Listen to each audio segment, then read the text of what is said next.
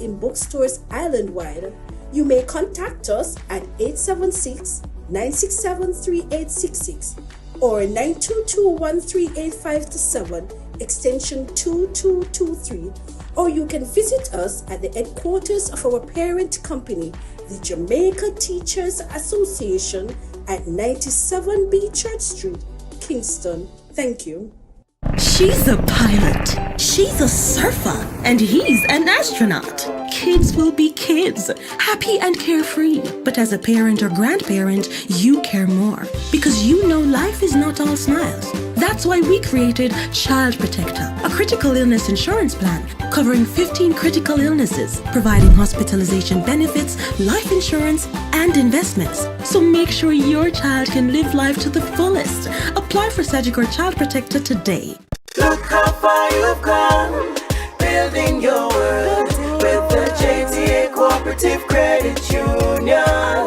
Building with your savings plan, buying your first car or higher education, financing for your very first home, teaching why you like to grow. Look how far you've come, building your world with the JTA Cooperative Credit Union. Helping more teachers build their world. The JTA Cooperative Credit Union, serving more members, impacting lives positively. At TIP, we care about our members. TIP is a friendly society for all education sector workers. We're member-owned and member-controlled. So, for over 20 years, we've been offering only the best secure savings, loans and insurance products our members want and need for themselves and their families. With dependable service you can count on. Members helping members achieve more financially, reach further, stand taller. TIP-friendly society, protecting our members' income, safeguarding their future.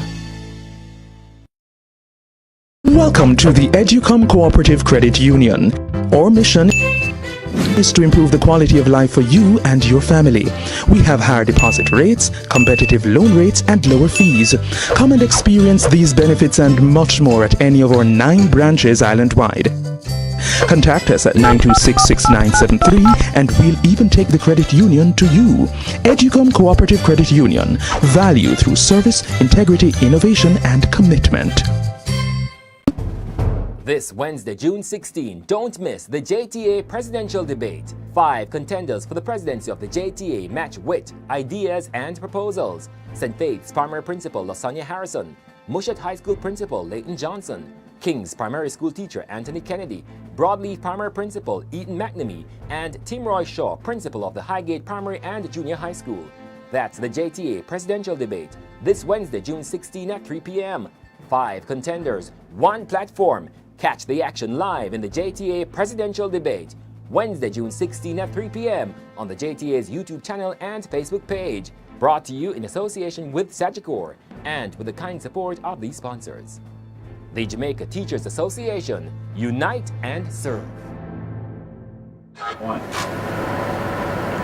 Hello, and thank you for joining us for this, the 2021 Jamaica Teachers Association JTA Presidential Debate.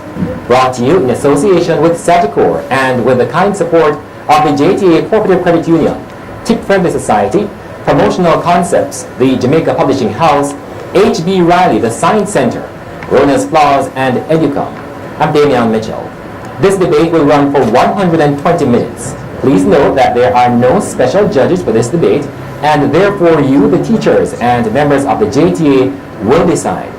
Our contenders, Lasagna Harrison, Principal of the St. Faith's Primary School in St. Catherine, Leighton Johnson, Principal of the Mushat High School in Trelawney, Anthony Kennedy, Teacher at the King's Primary and Infant School in Westmoreland, Eaton McNamee, Principal of the Broadleaf Primary and Infant School in Manchester, and Tim Roy Shaw, Principal of the Highgate Primary and Junior High School in St. Mary. The candidates are running for the office of President-elect for the 2021-2022 conference year to take over the reins of the JTA for the 2022-2023 conference year. The President-elect elections will be held in another week. We now pause as we invite the candidates to acknowledge each other.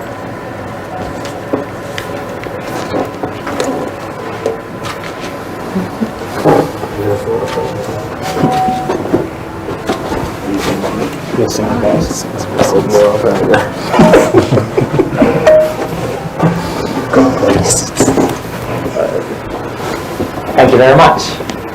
This debate is coming to you live from the WBC Ben Hawthorne Conference Room at the offices of the Jamaica Teachers Association at 97B Church Street in downtown Kingston. The rules of the debate have been shared with the candidates. Candidates must always be respectful to each other.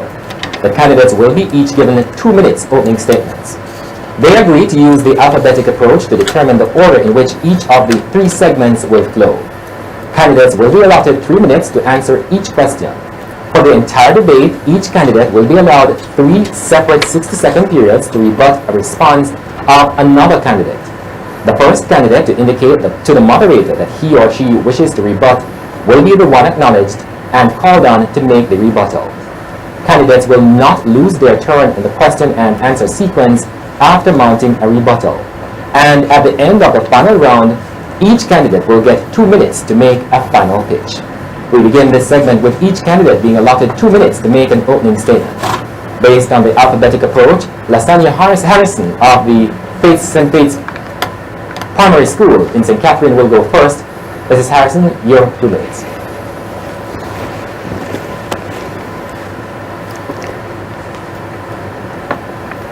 Moderator, Mr. Mitchell. Colleagues, I am Lastanya Harrison, Principal of St. Faith's Primary School. The steps of a righteous man, woman, are ordered by God. I have grown up in the Jamaica Teachers Association. I have observed, learned, participated, and practiced that which I have learned.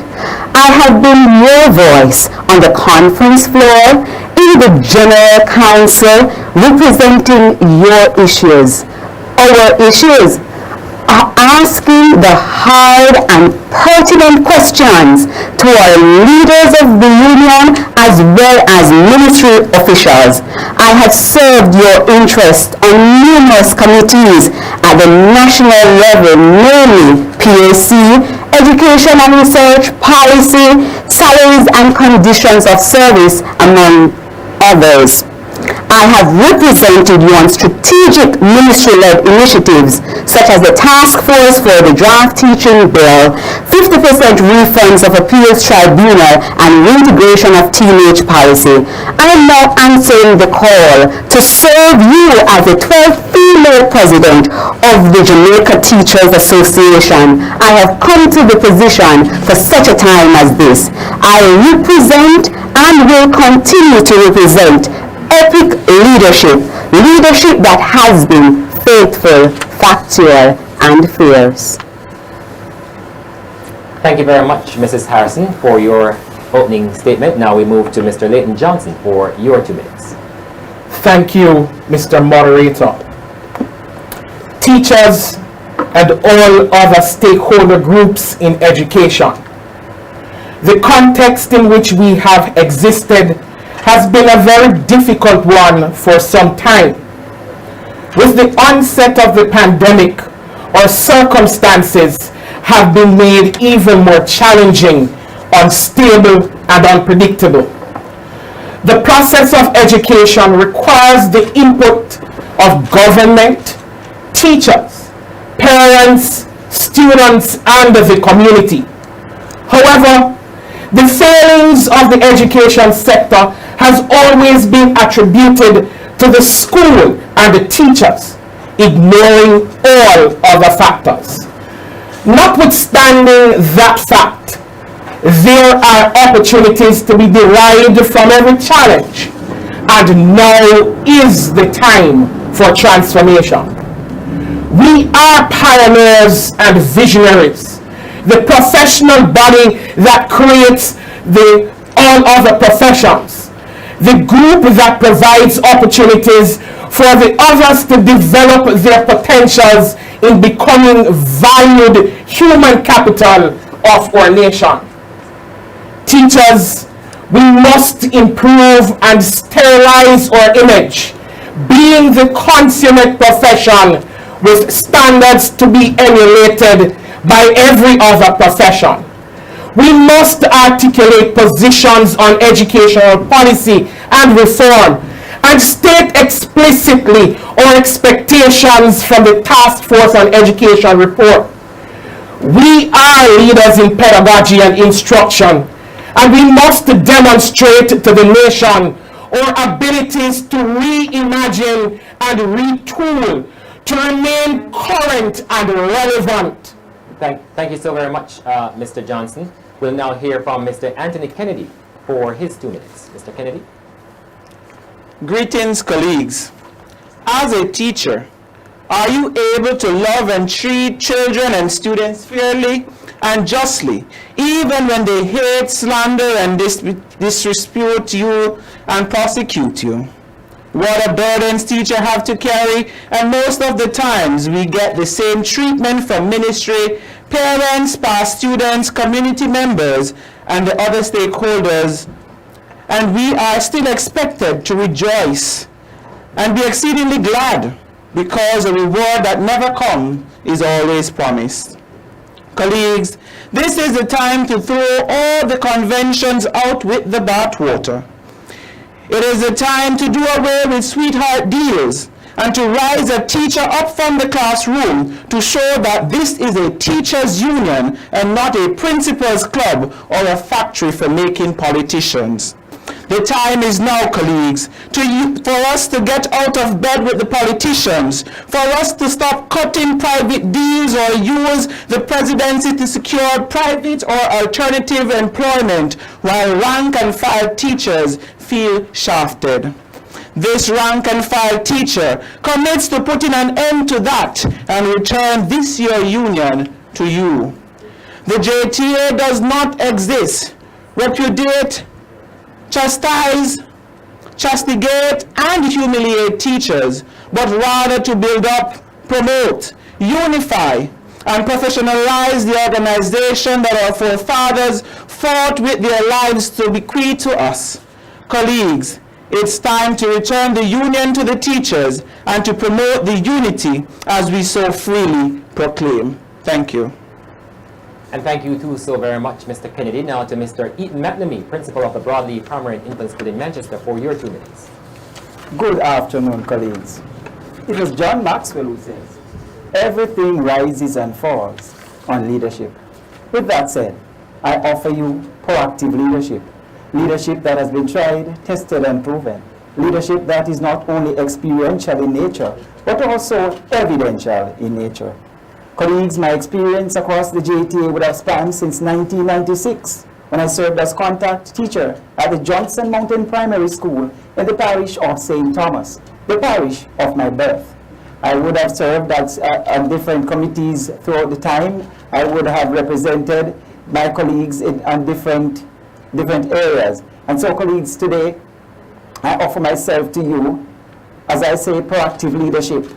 My leadership across the sectors, across all the sectors that I have served, including the voluntary sectors, the Jamaica 4-H clubs, and also the Jamaica Teachers Association, which I have represented on the conference floor. I've also recently, if you have gone to the Jamaica Teachers Association Cooperative Credit Union, you'll have noticed that you're now greeted by a member services representative. It's not only that I mention the problem to the powers that be, but I also offer them a solution. Hence, I'm a solution-oriented leader, and as such, that is what I bring to the fore. Thank you. And thank you so very much, Mr. McNamee. And finally, for Mr. Tim Roy Shaw, Principal of the Highgate Primary and Junior High School in St. Mary, for his 2 minutes. Thank you, Mr. Moderator. A wise philosopher once said, do not follow where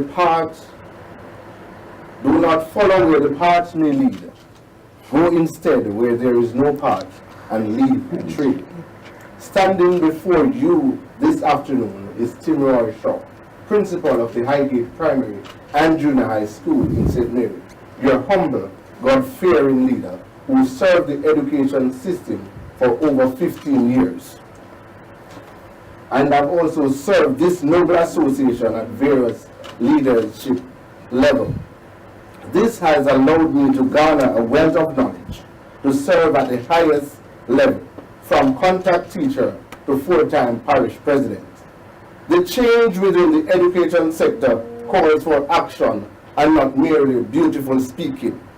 Colleagues, let us not only ask what the government can do for us as educators, but let us bring to sharp focus what the association can do for its members.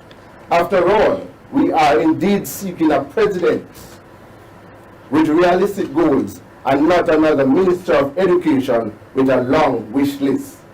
Your catalyst of change is here and believes the association should serve its members better.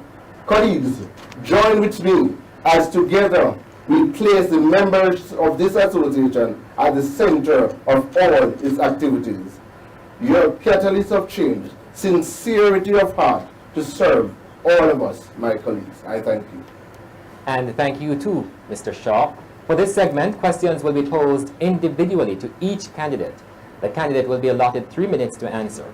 An opponent may rebut, but for no longer than 1 minute. Please be reminded that for the entire debate, each candidate is allowed 3 separate 60-second periods to rebut a response from another candidate. The first candidate to indicate by a raise of hand that he or she wishes to rebut will be the one acknowledged and called on to make the rebuttal. The candidates have been briefed on all the other rules. Again, questions will be posed to the candidates in alphabetical order. And so our first question therefore goes to Lasagna Harrison, Principal Lovelace and Faith Primary and Junior High School in St. Catherine. Mrs. Harrison, your question. How do you plan to deliver on item 3 of your election goals to enhance policy monitoring and effective communication channels among stakeholders? Thank you, Mr. Mitchell. The first step in achieving same was that of be moving a resolution on our conference floor or in our general council, whereby convincing my colleagues of the need of establishing a post of research officer at the Jamaica Teachers Association.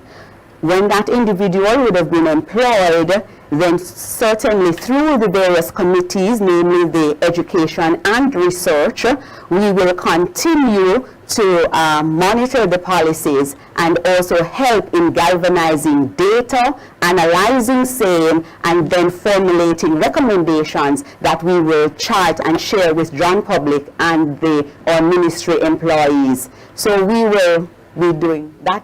Through that avenue, I will be achieving that particular mandate. Thank you very much, Mrs. Harrison. The next question goes to Mr. Leighton Johnson. Should the government reject, what would be the counter to your proposal for the reclassification of teachers to 80% of market every 5 years? Thank you so much, Mr. Mitchell.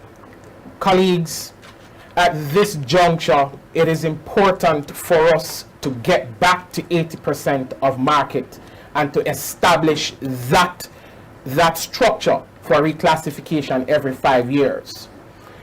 If the government rejects, there has to be a counterclaim. And the counterclaim is that if we do not, or if we are not satisfied in the percentage that the government is giving, then we ask that the government provides scholarships and other tangible benefits for our teachers. Therefore, if at that juncture, getting the government to understand that it is necessary for us to be back to 80% of market is essential, if they reject that, then teachers must leave the table better for it. Tangible offerings, tangible things that the teachers can go home with, and one such objective is to provide scholarships for upskilling and upgrading for teachers and or their children. Thank you. Thank you very much. Our next question therefore goes to Mr. Kennedy. Can you detail how you would promote the establishment of climate-friendly classrooms as mentioned in your manifesto? When I visit my colleagues who are working overseas, I see where all institutions are fully equipped with air-conditioned rooms. All classrooms have the option of also having fresh air. And this is something that I think the government can partner with private sectors to ensure that all schools are fully equipped with such equipment. It is that we are in the climate zone that is very hot, especially coming into the summer period, that the government is proposing that we continue into. And I'm telling you, students after the month of May, when the heat starts to kick in, are unable to function in such environments. So I will promote that the government equip all schools, all classrooms with air conditioning and have the option for fresh air when the time is much cooler. Thank you. Thank you very much. Now to Mr. McNamee. In the circumstances of a teacher shortage, how realistic is your proposal of multi-grade school principals being relieved of teaching duties? Thank you so much. As a past acting principal of a multi-grade institution, majority of my time was spent doing duties which were not necessarily aligned to my specification, and so therefore less time was spent on instructional supervision, which is my main task. So hence I just positing to the government and the powers that be that at this level, at such management level that we're at, it is necessary that we get the necessary support, because when we spend our time doing the cash books, doing the guidance counselors' work, doing the janitor's work, and all the other gate work and all the other things that we have to do, then by the time we are through, there's no time to do instructional supervision, and hence we cannot get quality education out of the system. Thank you.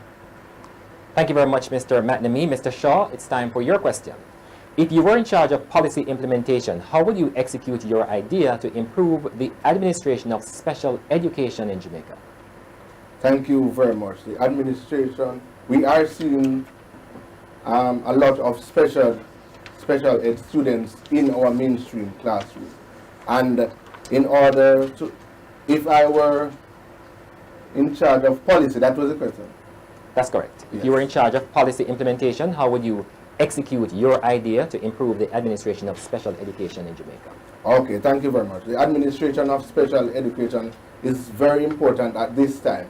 And I believe not only to train and upskill all educators to deal with special students, but I'm also offering more scholarships with specific interests in special education will take us to the next level. And also, I am also advocating and will be advocating for the establishment of more special units in around Jamaica. So more schools will have these units, and also they will be equipped with specialized teachers who will not only train the students, but will also assist with providing professional development for the teachers who will help with these special students. Thank you. Thank you very much. And we'll go back to Mrs. Harrison for her question.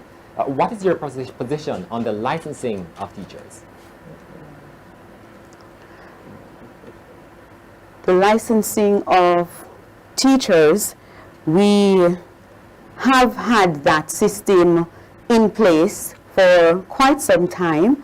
I believe we need shoring up the services or the sector of the Ministry of Education that is in charge of doing same.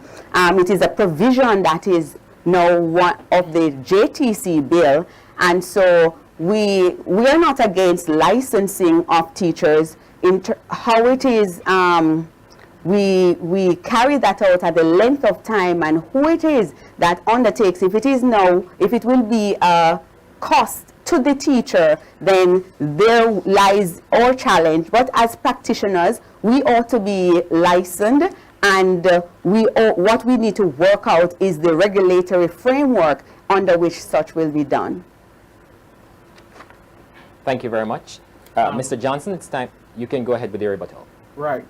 So in terms of the licensing of teachers, indeed, the framework needs to be clearly articulated. The licensing of teachers must ensure that at the end of the day, teachers are not made criminals when their license is or has expired, or if they are found to be exercising their pedagogical competencies in other areas. So this is a part of the Jamaica Teaching Council bill that is currently being debated. We now have to ensure that all those ramifications are dealt with so that the teacher comes out being better for it. Thanks for that rebuttal, Mr. Johnson, and it's time for your question. How do you propose to improve teacher accountability? Teacher accountability is significant to education. Currently, the appraisal system is being worked on. The document that is being proposed to be used is being fine-tuned. Teachers are never against being held accountable for the deliverables of education. Therefore, having that appraisal system that will speak to the direct objectives of the teacher, matching them against the action plans that have been written, matching them against the context that they work in, is what is necessary. It must never be viewed that teachers are against accountability. However, until there is equity within the education sector, until all stakeholders are held accountable for the different roles that they have to play, then we can speak more directly to teacher accountability. Too much blame at this point is being levied at school and at teacher.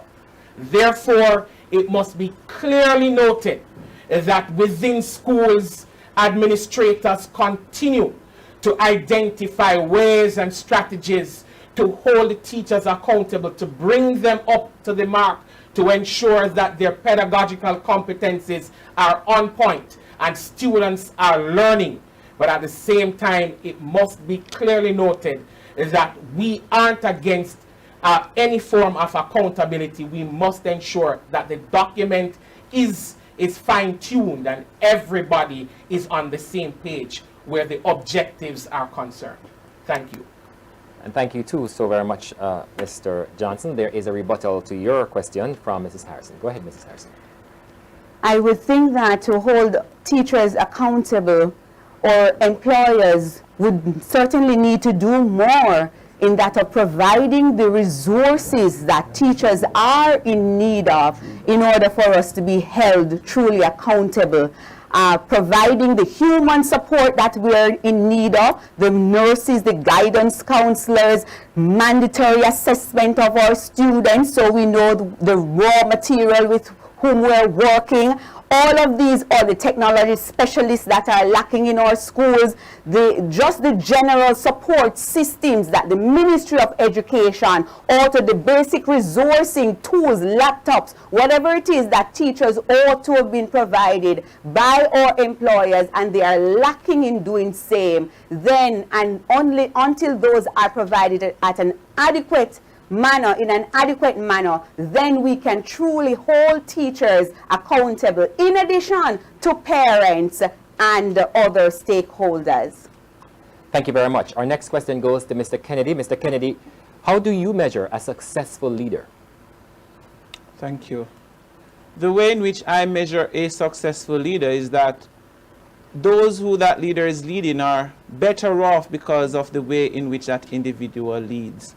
At the end of the day, the leader must not be the only one who has the information that is needed to run whatever institution he or she is leading. At the end of the day, the teachers must not feel as if they are being bullied, as if they are slaves being driven by slave drivers. At the end of the day, all of those who are under the leader must rise with the leader. Thank you. Thank you, Mr. Kennedy. Our next question goes to Mr. McNamee. Mr. McNamee, what is the fix to attract more rural teachers to the JTA?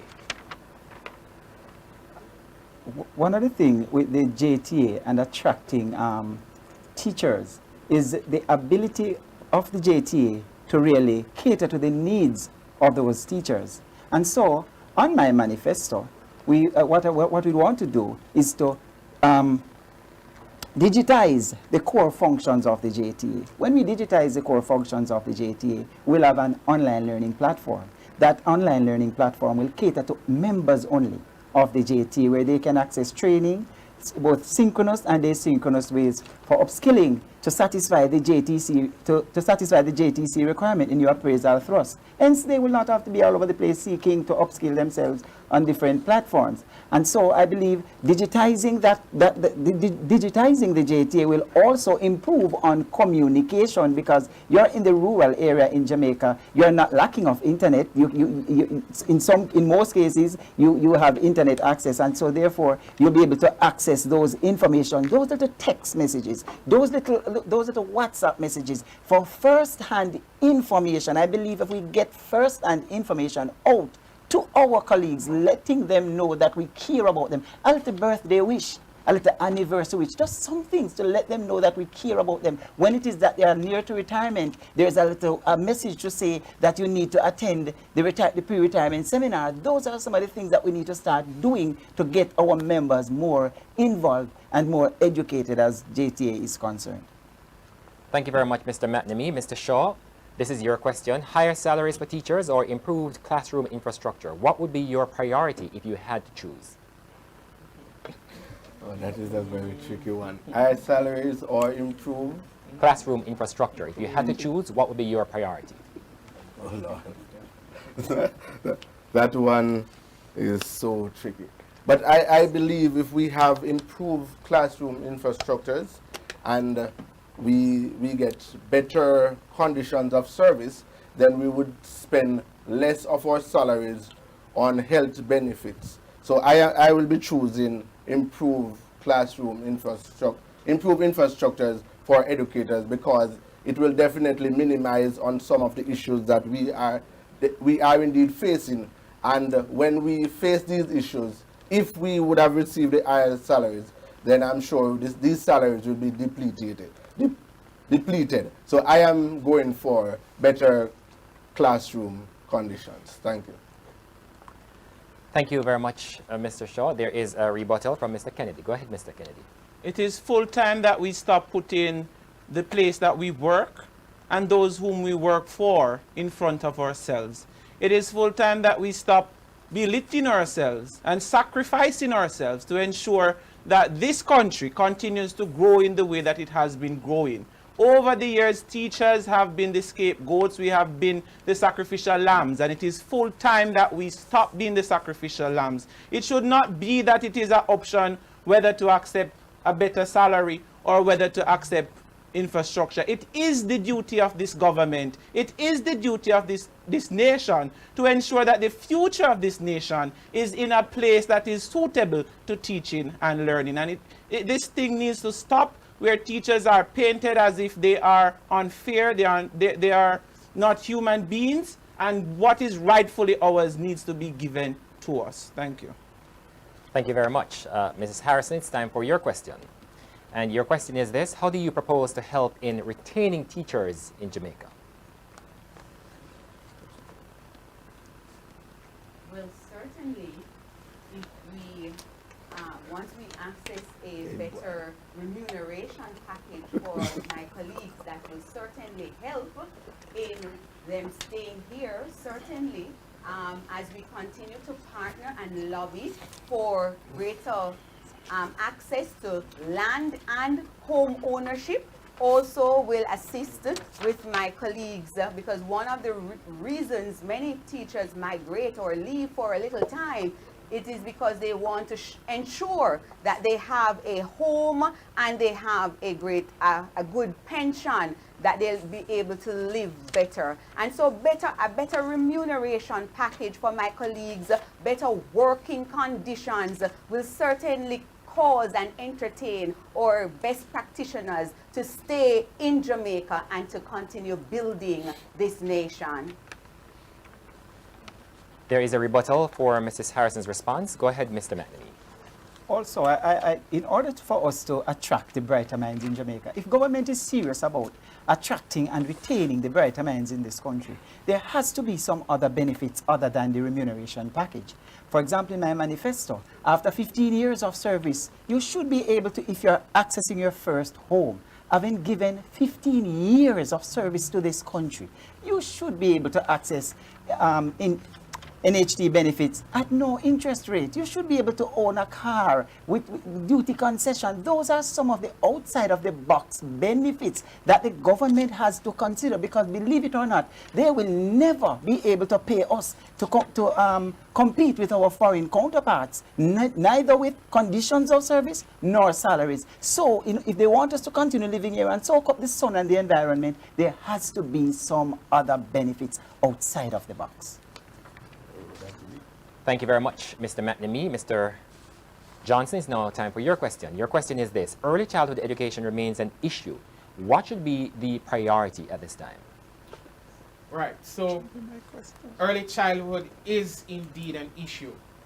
And ladies and gentlemen, it is time for us to have consensus within our nation's education to have early childhood as a key priority area.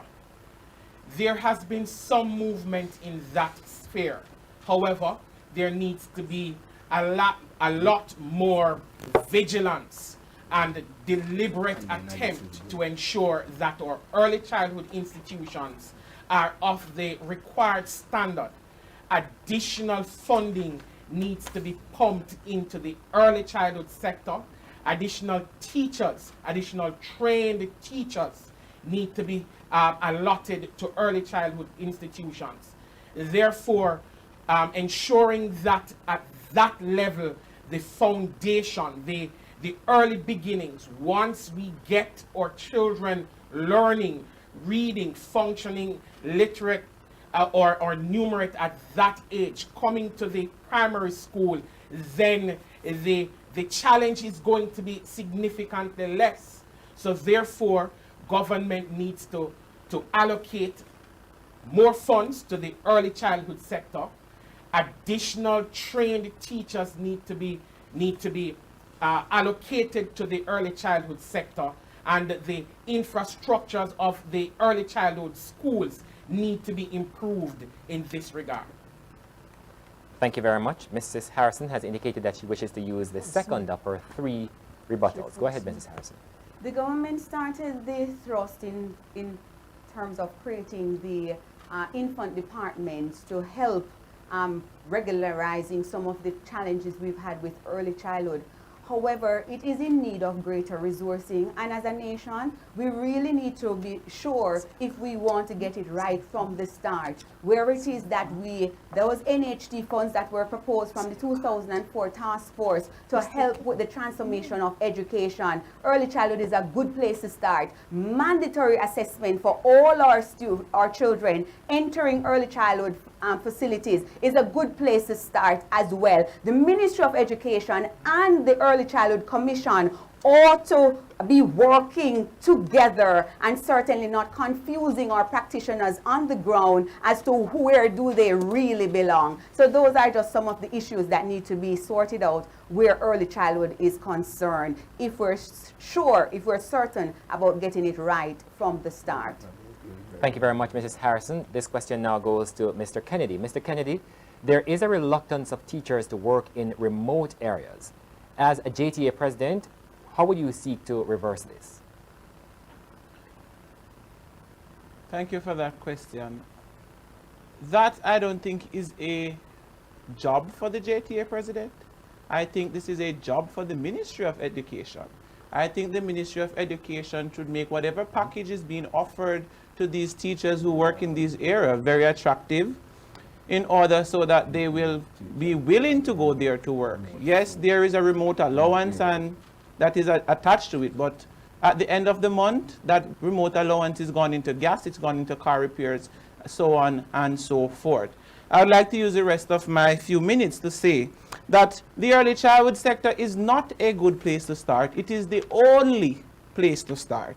In order to ensure that the foundation, the building or the infrastructure that we call education is strong, we must And it must not be an option. It must be where we focus most of our resources in order so that the primary and the tertiary and the secondary levels function in the way that the other second and first world countries are functioning. It is full time that we stop putting band-aid on the issues and start preventing the accidents in the first place. Thank you. And thank you too so very much, Mr. Kennedy. Our next question goes to Mr. Eaton McNamee. Your question relates to school security. School security appears to have fallen off the public spotlight. How do you propose to deal with the issue of violence in schools as president of the JTA? The school, of course, reflects the image of the society. And so therefore, once violence is in the society, it is obvious that violence will transmit to our schools. However, yes, the Ministry of Education, of course, has started a thrust with the measures that they have put in place. But the safe schools measures, but it's inadequate, woefully inadequate as everything else in the ministry as it relates to funding. It cannot be that there are some schools that are equipped with the requisite equipment, body cameras and all of those things, and there are other schools that there is not even a fencing to secure the environment. Those we do not get the response from the government until something happens in these environments. If it is that at Broadleaf Primary School, say we had no fencing, and a thief come on the campus and something goes wrong, somebody dies, then the other day, I guarantee you, the next day, our school would be fenced. So it cannot be that reactive sort of response from the government, from the powers that be. It has to be that proactive. And so therefore, as JTA president, we would want to provide the ministry now with the data that is available. Get the data on the institutions around us, those that need the security, those that need the security at the gate, those that need fencing, those raw data. And even though the ministry have the data, it will be our responsibility to just put the data before them and show them and let them put a plan in place, a workable, feasible plan, whether through public and private sector partnership, to get this matter addressed. Because of course, it cannot be, it's untenable for a teacher to be at work and do not feel safe. And for students, they cannot even perform if they are not safe either. Thank you very much, Mr. McNamee. Mr. Leighton Johnson has indicated that he wants to use a second of 3 rebuttals that he has. Go ahead, Mr. Johnson. Thank you, sir. The Ministry of Education embarked on a program of implementing or instituting school resource officers within schools. This is something that the Jamaica Teachers Association must monitor and must lobby vociferously to be implemented in all schools. It is something that can work. The presence of a police officer or a security guard within schools will provide some amount of additional security and comfort for all stakeholders. Additionally, in terms of the watchman privileges that some schools have, it is important that at this point, this be broadened and improved in terms of the allocation so that schools can, on their own, employ additional personnel to assist with security. Thank you. Thank you too so very much, Mr. Johnson. Let's go now to Mr. Timroy Shaw for his question. Your question is, as president of the JTA, how would you seek to improve the growth of the membership? Thank you very much. As president, in order to improve the growth of the membership, we need to just allow our members to see the benefits that they are having, they will be getting. Now, I am proposing that we continue to offer more scholarships and bursaries, so more persons will see the need to be a part of this association. I'm also saying that we need to activate more the professional arm of our association, so persons don't see us, and teachers and non-teachers, John public, don't see us just as a trade union, but see us as the professional organization who helps with professional development and who helps to develop the pedagogical skills of our teachers. I'm also saying that as an association, more members will benefit more members will be a part of, more teachers will be a part of our association if they see the need and if they see that the JTA is offering them more benefits. Thank you. Thank you very much, Mr. Shaw. Mr. McNamee has indicated that he wishes to use a second of his 3 rebuttal opportunities. Go ahead, Mr. McNamee. Yes, I differ in opinion. I think that the professional arm of the JTA is overactive. We have reached every nook and cranny of the teaching profession. In every home, every bathroom, every bedroom, we are there with professional development.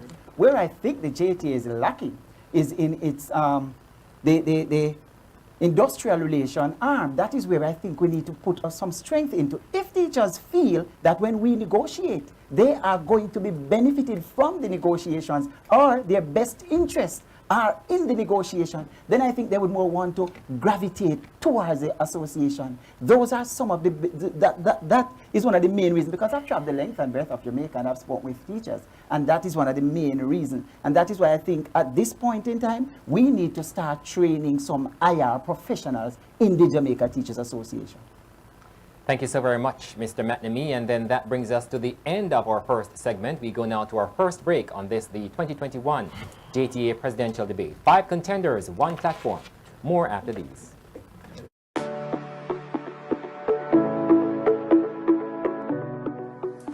Welcome to the Jamaica Publishing House. My name is Prudence Burrell, your Marketing and Sales Officer. Come on in. These are our newly published books.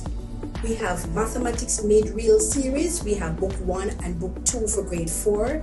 And we also have for grade 5, and coming soon, we have grade 6. And they are authored by Davion Leslie.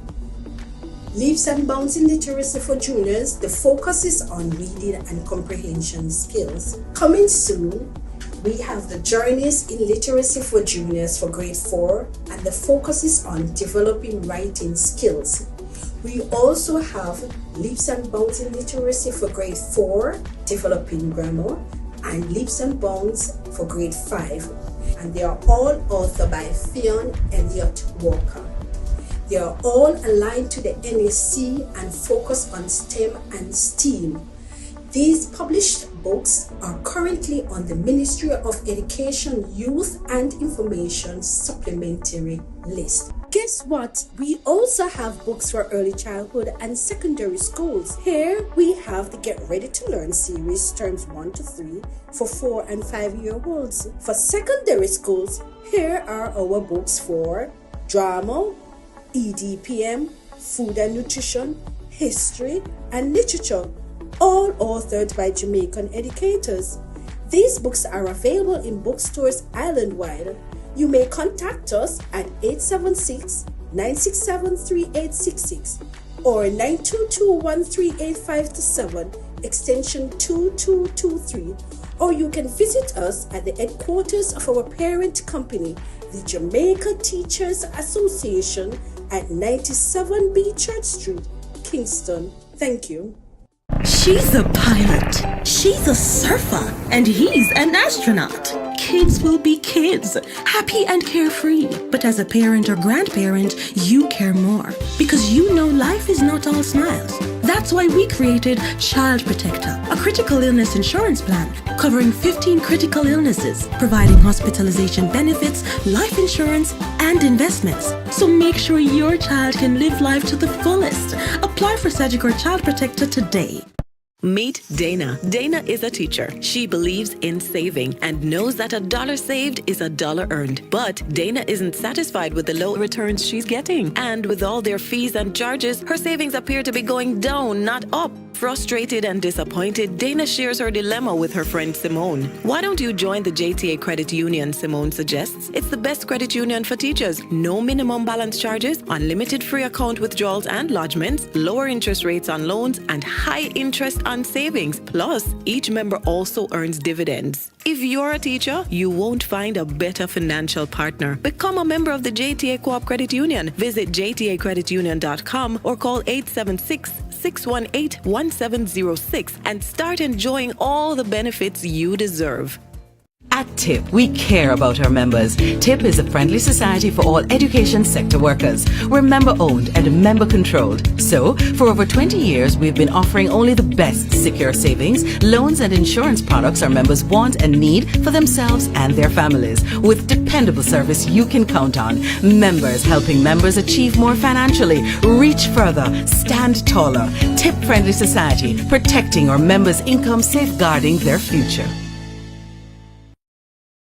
Welcome to the Educom Cooperative Credit Union.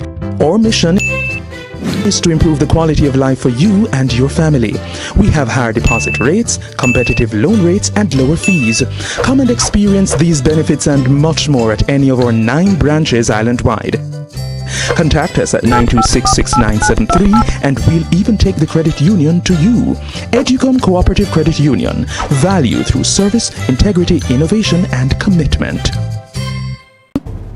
This Wednesday, June 16, don't miss the JTA Presidential Debate. 5 contenders for the presidency of the JTA match wit, ideas, and proposals. St. Faith's Primary Principal LaSonia Harrison, Mushat High School Principal Leighton Johnson, King's Primary School Teacher Anthony Kennedy, Broadleaf Primary Principal Eaton McNamee, and Tim Roy Shaw, Principal of the Highgate Primary and Junior High School. That's the JTA Presidential Debate, this Wednesday, June 16 at 3 p.m. 5 contenders, 1 platform. Catch the action live in the JTA Presidential Debate, Wednesday, June 16 at 3 p.m. on the JTA's YouTube channel and Facebook page. Brought to you in association with Sagicor and with the kind support of these sponsors. The Jamaica Teachers Association, unite and serve.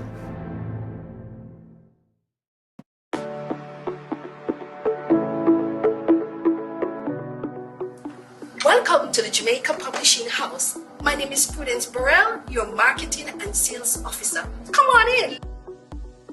These are our newly published books. We have Mathematics Made Real series. We have book 1 and book 2 for grade 4. And we also have for grade 5. And coming soon, we have grade 6. And they are authored by Davion Leslie. Leaps and Bounds in Literacy for Juniors, the focus is on reading and comprehension skills. Coming soon, we have the Journeys in Literacy for Juniors for grade 4, and the focus is on developing writing skills. We also have Leaps and Bounds in Literacy for grade 4, developing grammar, and Leaps and Bounds for grade 5. And they are all authored by Fionn Elliott Walker. They are all aligned to the NSC and focus on STEM and STEAM. These published books are currently on the Ministry of Education Youth and Information supplementary list. Guess what? We also have books for early childhood and secondary schools. Here we have the Get Ready to Learn series, terms 1 to 3 for 4 and 5-year-olds. For secondary schools, here are our books for drama, EDPM, food and nutrition, history, and literature, all authored by Jamaican educators. These books are available in bookstores island-wide. You may contact us at 876-967-3866 or 922-13857, extension 2223, or you can visit us at the headquarters of our parent company, the Jamaica Teachers Association at 97B Church Street, Kingston. Thank you. She's a pilot. Welcome back to the 2021 JTA Presidential Debate, brought to you in association with Sagicor and with the kind support of the JTA Cooperative Credit Union, Tip-Friendly Society, Promotional Concepts, the Jamaica Publishing House, H.B. Riley, the Science Center, Rona's Flowers, and Educom. I'm Damian Mitchell. We begin this segment with our first question from the regions. This question comes from the JTA's Southeastern region. Improve teacher training and retention, and 2, further enhance the process of inclusion for all special needs students. I thank you. Jacqueline Hendricks, Parish President, St. Thomas, representing Southeast Region. Given the fact that special education... That question from the JTA Southeastern region in just a while. So let's now pose this question to Ms. Mrs. Lasagna Harrison. And your question is this: the JTA has two main functions, education development and union leadership.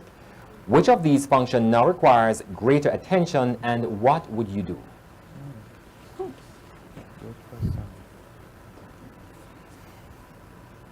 Could you kindly repeat the question? Sure, I'll repeat.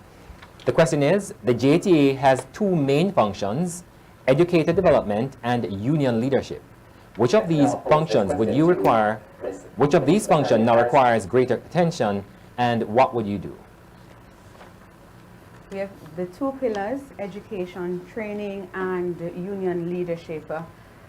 Based on the fact that there are both or two pillars, I certainly would not highlight one more than the other. It is important as a union and as a professional union that we continue to upskill and provide opportunities for our colleagues to retool, especially in a changing environment as we're currently existing. In terms of the union arm, we're certainly in need of, we continue to train our members in industrial relation, and so they can be empowered, and that when it is we go out there to negotiate and when we go out to interface with our employers, we can access the best remuneration package and also safeguard the rights and benefits of our members. And so we have to balance the approach as we go forward. Thank you very much, Mrs. Harrison. This question goes to Mr. Leighton Johnson. If elected to be the next president of the JTA, what would be your proposal in response to the issue of violence in schools? In the issue of violence in schools. Violence in schools. As was mentioned earlier, the schools are simply a mirror of the society.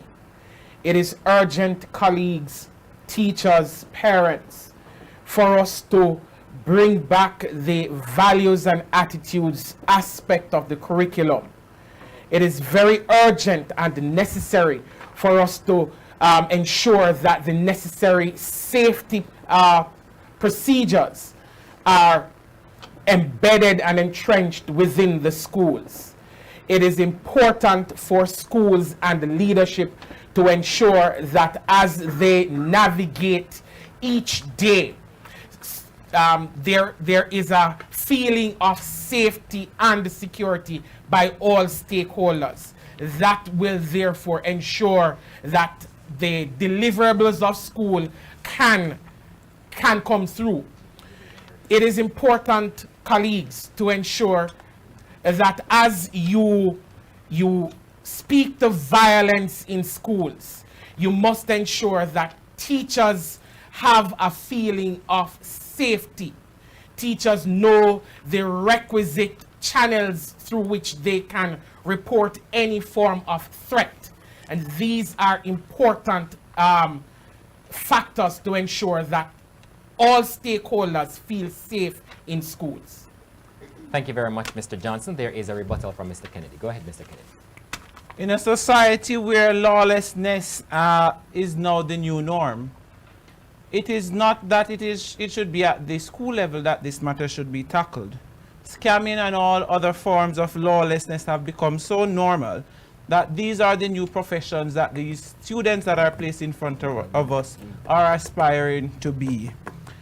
A security force that is too scared to act upon these gangs and these other individuals whom they know where they are located, whom they know are involved in all of the activities that is causing the lawlessness that is in the society, that is being reflected in the schools. Until we have a security force that is willing to tackle these issues, be that it is their duty and it is their job, then the job that we have in the schools will be less of a hassle and a burden. Earlier, Mr. Johnson mentioned that we should have soldiers and police in our schools, as this will cause some form of normalcy. I do not believe that fear is the way. Thank you. Into ensuring that this problem is dealt with. Thank you, Mr. Kennedy. So now we go to the questions from the region. The first question comes from the JTA Southeast region.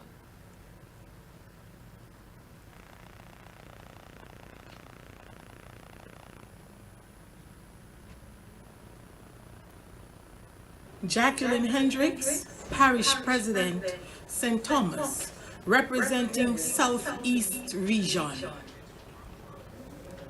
Given the fact that special education is a growing sector, what are your plans to 1. Improve teacher training and retention, and 2. Further enhance the process of inclusion for all special needs students? I thank you. And that question goes to you, Mr. Kennedy.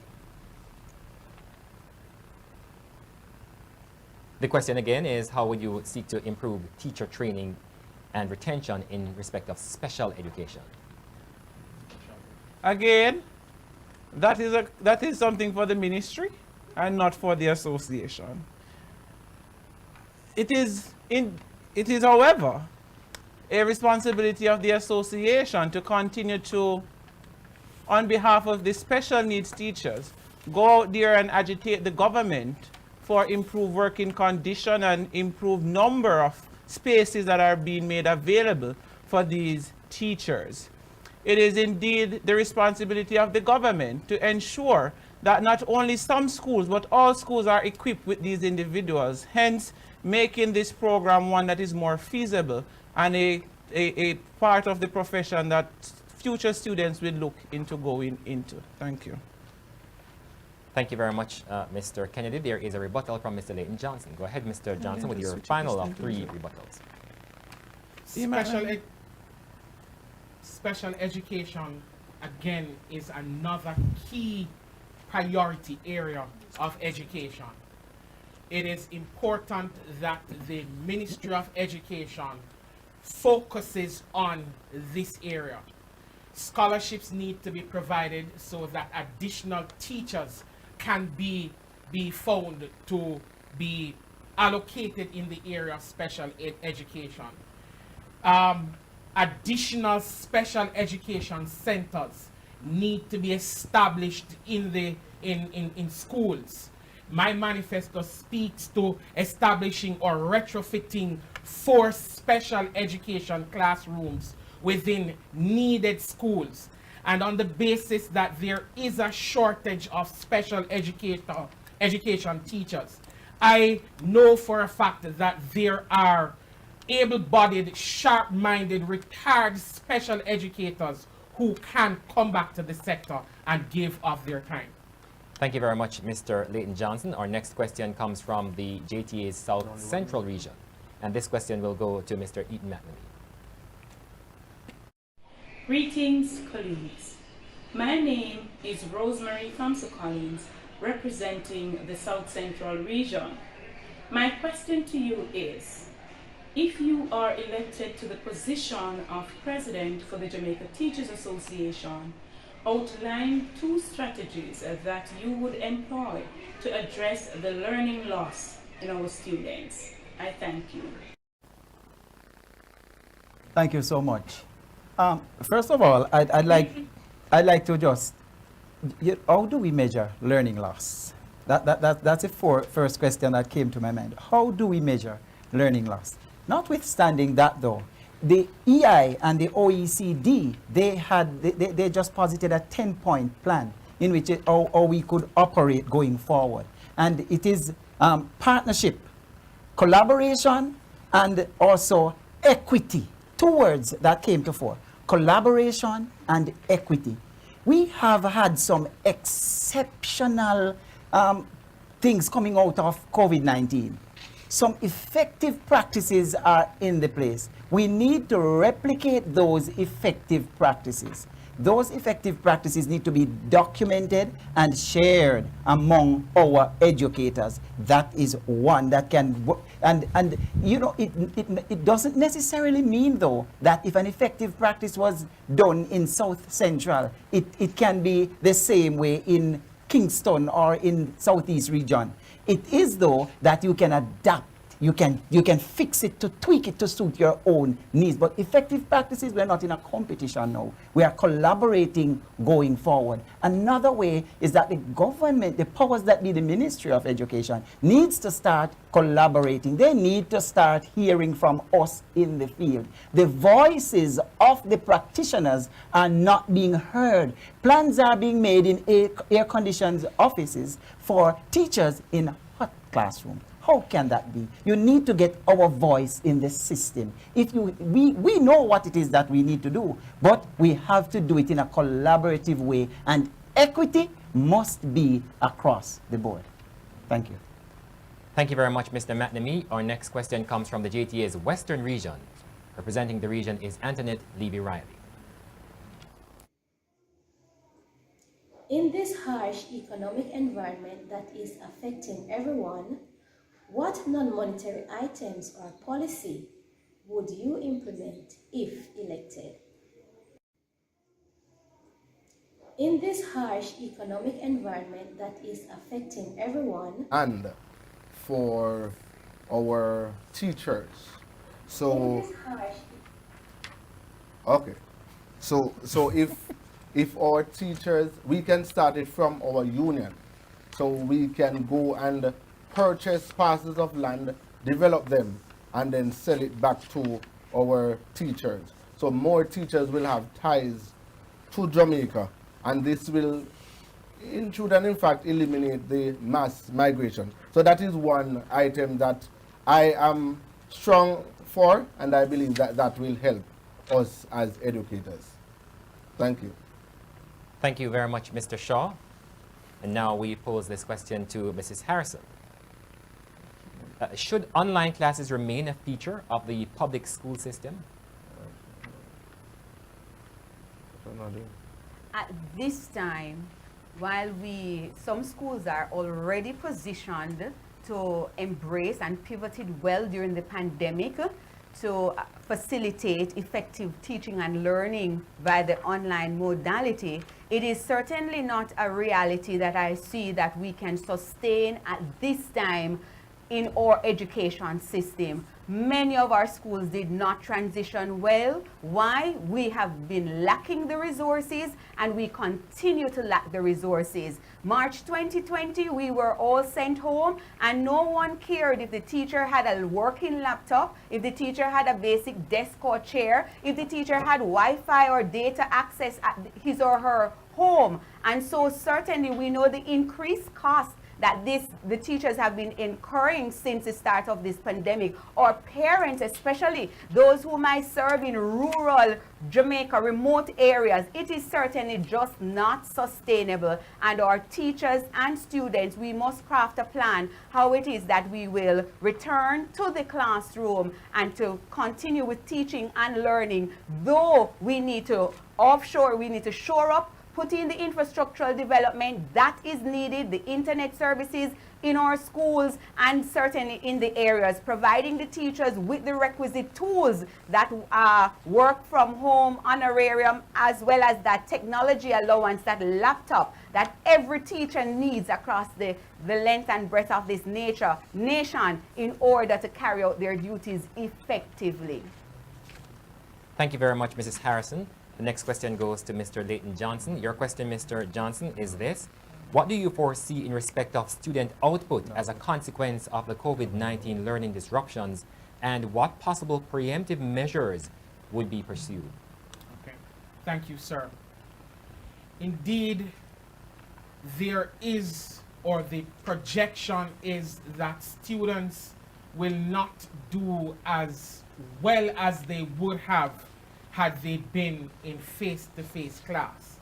This is on the basis that several students had issues with access. Those who accessed the platforms in many instances have been able to maneuver and navigate their way in learning. They had to adopt to self-directed learning, and many of our children were not disciplined enough to manage themselves without the teacher supervision that is so necessary for learning to take place. as we move forward, schools will have to diagnose, identify those students who have been significantly impacted. They will have to diagnose those students. And then as they move forward, schools will now have to develop a strategy, develop a plan, contextualize the curriculum to suit those students. As they go along, they will now have to extend the day. And the extension of the day can be either early in the morning or going later in the afternoon.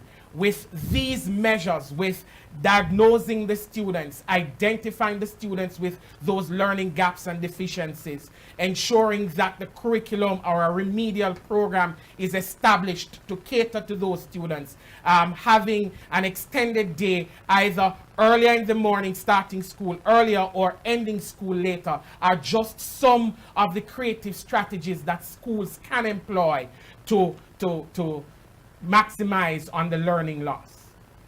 Thank you so very much, Mr. Johnson. Our next question goes to Mr. Kennedy. Mr. Kennedy, what do you, I beg your pardon, given the learning loss as a result of COVID-19, should summer schools be mandatory in the public system? The word I want to use, I don't think it is appropriate for the platforms that we are on, but the answer to that is no. The better solution is that when we return to face-to-face, the final year students that are in the teachers' colleges, we send them out into the schools and have them for the first semester take these students who are lacking in the areas of literacy and to help them to improve on their literacy skills before they are placed back into the normal classroom. This is, I think, a very workable solution to whatever learning loss the government claims that these students have had. Thank you. Thank you very much, Mr. Kennedy. The next question, therefore, goes to Mr. McNamee. Mr. McNamee, what would be your advice to the Education Minister to help students who have been entirely unaccounted for during this COVID period? The COVID-19 has really brought to fore the missing link in the education triangle, which of course is the parents. I have taken on a more role as a parent now. I had to be deliberate about how my two daughters learn. I had to ensure that they do what it is that they are supposed to do. I had to provide all the necessary equipment. If there was no Wi-Fi, I had to find data. So I believe that parents being the missing link in this equation, those children that has not been accounted for, the parents are the reason why they are missing in the square. And so the minister, we need to start thinking now about how it is that we are going to put plans and programs in place to address parenting. One suggestion I gave to the minister most recently in a forum is that the PATH program that we do have now needs to be tied into a parenting program. Once a youngster gets pregnant at 15, 16, that young lady, children don't come with a manual. And so parents need to be taught how it is to raise children, the importance of education, the importance of child development at different sectors, at different age group, that the child will go through different stages. And therefore, I believe if a program like that is instituted, then we start at a corrective measure, as a corrective measure other than a reactive measure. So I believe that this is where the government needs to put its resources now in corrective, because it will propel over the years to come, or other than a reactive measure. Thank you. Thank you very much, Mr. McNamee. Mr. Shaw, this is your question. What is your take on the proposal to extend the presidential term of the JTA? Okay, thank you. My take is that what we currently have is a 3-year program where the president is in for president-elect, then president, then immediate past president. I think that is equally good enough So I am not in for the extension of the term for the president. The job as president of this association is a very difficult one, and I am looking out for all stakeholders involved. So in terms of the burnout for the president, the 1 year is good. And I'm also looking at the person that will be elevated to the, whether principal or a teacher that will serve on secondment for the person in the position. They would have a longer time in an acting position, and hence they would not get certain benefit. So I'm not in for the extension of the presidential term. Thank you. Thank you very much, Mr. Shaw. Our next question therefore goes to Mrs. Lasagna Harrison. There is an increasing demand for science, technology, and education, as well as mathematics teachers.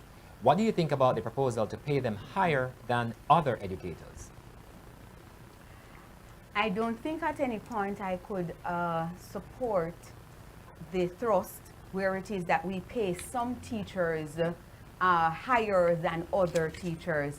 All practitioners, I believe, ought to be paid well in order for us to retain the best, be it a STEM teacher or a teacher from humanities. Wherever the teacher works, he or she ought to be well remunerated, and so he or she will be so encouraged to remain in the Jamaican education system and continue to give his or her best service. Thank you very much, Mrs. Harrison. The next question goes to Mr. Leighton Johnson. In light of the digital demand, as JTA President, what support would you provide to JTA members within your first 100 days? Thank you, sir. Indeed, we are in a digital age, and the demand for technology is essential. Currently, I know that the Jamaica Teachers Association has a program or had computer classes for teachers who were willing to access. However, in terms of additional professional development for our teachers to remain current within this digital divide is essential. So within the first 100 days, the thrust is to ensure that teachers are able to continue maneuvering the various platforms. Teachers are able to be given courses to upskill and upgrade themselves in the technological age. And two, it is indeed a thrust to ensure that as best as possible, the conversation begins to engage technology specialists within our schools. It is urgent, it is necessary that this person be engaged so that the current and up-to-date technological trends that are available to educators be brought into our schools. So it is urgent and necessary for our teachers to be given that platform, the necessary professional developments, as well as engaging this technology specialist to assist our teachers in the various local levels. Thank you very much, Mr. Johnson. Let's move now to Mr. Kennedy for your question. What creative proposals would you implement to retain STEM teachers in Jamaica? Science, technology, education, math teachers in Jamaica. Could you please repeat the question? What creative proposals would you implement to retain science, technology, and math teachers in Jamaica? Well, what creative activities I would recommend, it would not only go for STEM teachers, but for all teachers. All teachers at this time are migrating. It's not just the science teachers and the mathematics and the technology teachers. All teachers are migrating. So the government needs to make the teaching profession, the remuneration package that they offer to us, more attractive in order to retain all teachers at all levels and in all subject areas. Thank you. Thank you, Mr. Kennedy. The next question therefore goes to Mr. McNamee. Mr. McNamee, how do you propose to balance the interest of teachers and principals in the JTA, since the association now represents both? Well, contrary to what people might think, the JTA represents teachers. And as principals, we are teachers. So in the interest of balancing at school level, so to speak, then the JTA really needs to educate, bring more principals on board. Just recently we had a principals forum put on by the PAC, which I chair. And so that is one of the thrusts in which we are trying to reach more principals in order to educate them as to the processes within the JTA, because one of the main things we find is that when somebody is not educated as to the processes, as to the policies, as to the operations of the JTA, then we find there is resistance, there is confusion. And so therefore, as we digitize the core functions of the JTA, we'll have on that platform a learning classroom for principals in human resource management. So principals will be a part of the system, just as our teachers are trained for upskilling. The principals will also be in training themselves. So therefore we want a level playing field where each feels that as if they are well represented, because if there's a feud in school, the principal is represented, the teacher is represented. And so we always try to strike that balance where that is concerned. Thank you.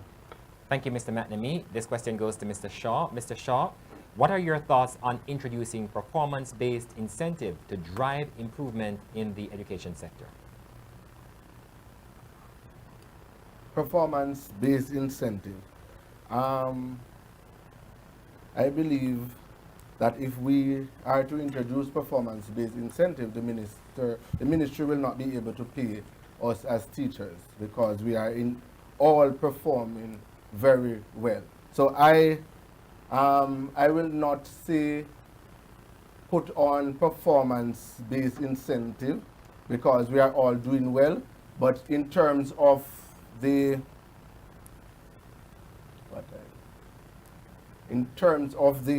objectives that are put forward, I think we all should be paid at a level playing field based on our qualification and the job that we are doing. And we are all indeed doing well at this time. There is a rebuttal from Mrs. Harrison. This is her third of 3. Go ahead, Mrs. Harrison. Having done personal research a few years ago, it has shown that performance-based pay has not worked in jurisdictions, in other places, in other nations. Also, until we have minimum standards and we rid our system of the many inequalities, then it is, I do not believe as a nation we can start looking at paying teachers based on performance. We need to resource our schools, resource all our schools from early childhood to the tertiary levels, and then it is we can start holding teachers, we would say, more accountable and based on what you would have provided them to work with. We do not have minimum standards in all schools across the length and breadth of this nation. Our multi-grade schools are suffering, and so we are certainly, our primary schools continue to struggle without basic human, infrastructural and financial resources. And until that is done, then it is that we certainly can't go in that direction. Thank you very much, Mrs. Harrison, for that rebuttal. It's time for your question. Your question is this: effective communication is regarded as a gap in the JTA. How would you improve this? Indeed, that is one of the challenges we face as a union. And so certainly improving our channels in terms of through regional town hall meetings, as I proposed, where teachers will have access to me as president as well as ministry officials.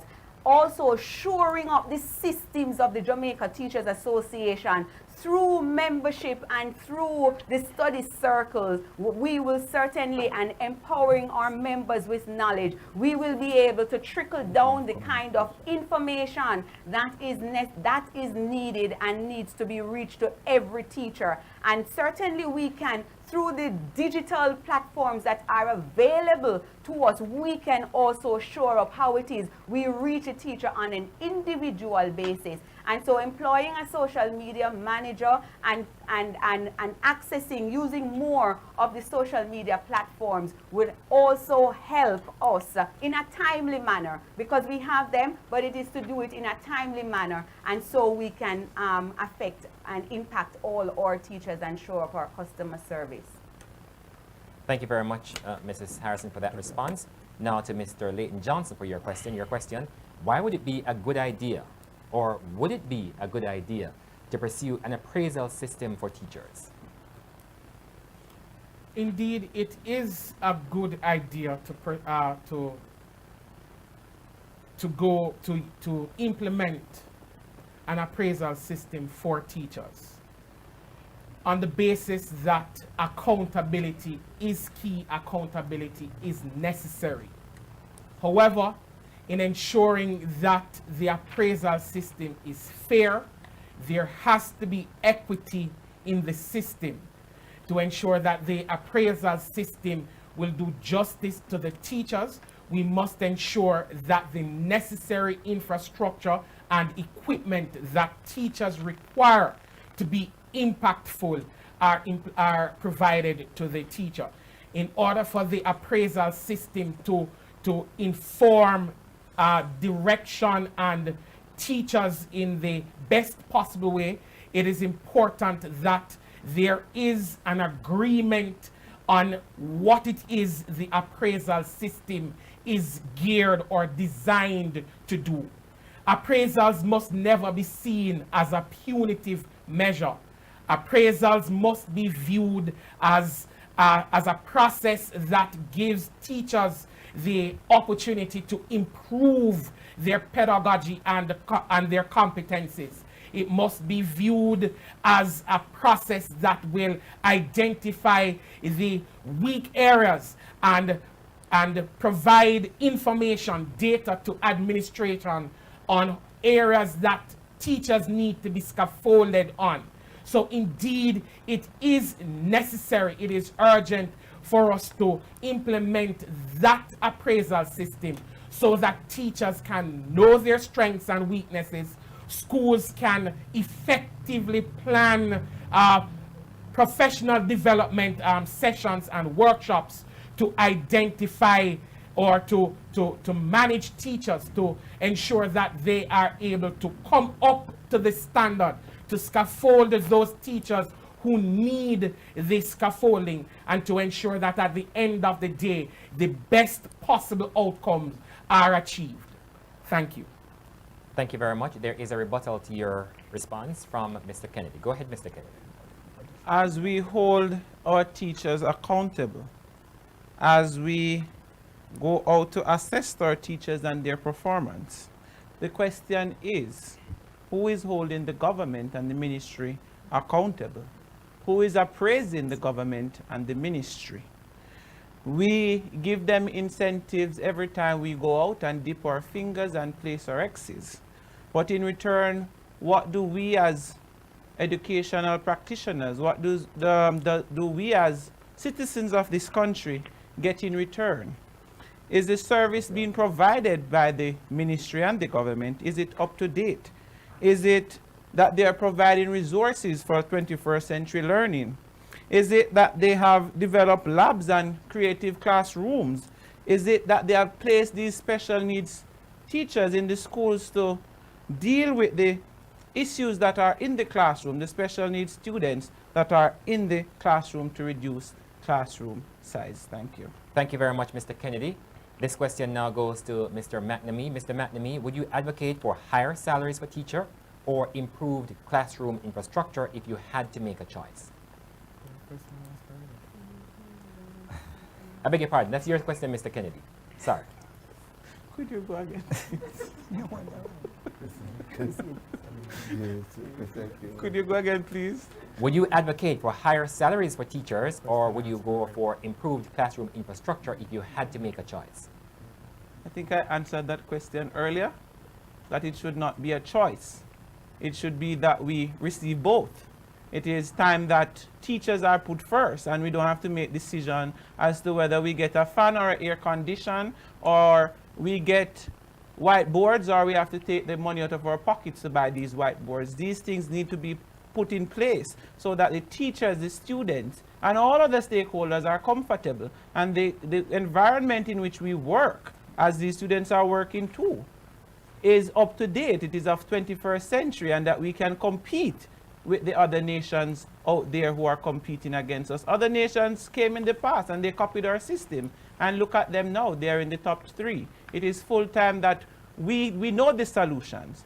We know what the system needs. It is full time that the government listen to those of us who are in the classroom, those of us who are in the system, and we work together with them to come up with a better system. It shouldn't be an option.